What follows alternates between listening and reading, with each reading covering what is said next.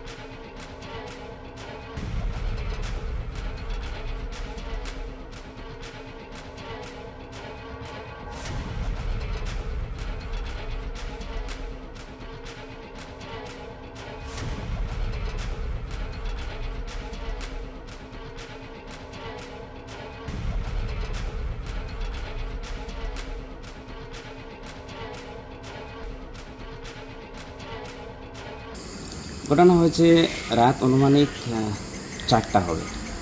হঠাৎ আমি আওয়াজ শুনতে পেরেছি যে একটা গাড়ি আমাদের মসজিদের পাশে যে পুষ্করিণী আছে সেই পুষ্করিণীতে পড়েছে।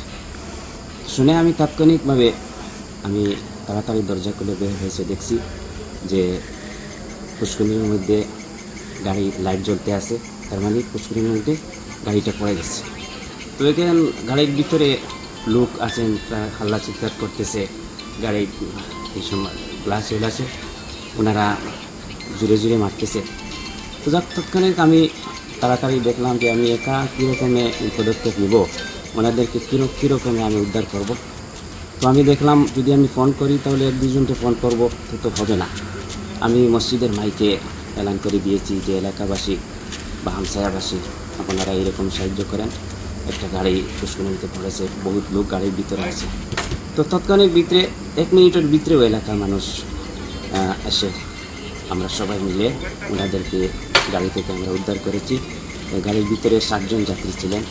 ওনারা বলেছেন যে ওনারা আইজল থেকে আসতেছেন, ধর্মনগর যাবেন, ওনারা বাড়ি ধর্মনগর। ওনাদের যারা ছিলেন 7 জন যাত্রী ছিলেন, 7 জনও আমাকে বলেছেন যে ওনারা হিন্দু ধর্ম লোক। তো ওনারা খুশি হয়ে শেষ পর্যন্ত ওনাদের ক্ষয়ক্ষতি হয় নাই, খুশি হয়ে ওনারা আমাকে কিছু হাদিয়া দিয়েছেন 1500 টাকা। আমি বলেছি না, এটা আমাকে দিতে হবে না, এটা আপনারা যদি হাদিয়া দিতে হয় তাহলে মসজিদে দিয়ে দেন। ওনারা মসজিদে 1500 টাকা হাদিয়া দিয়েছে।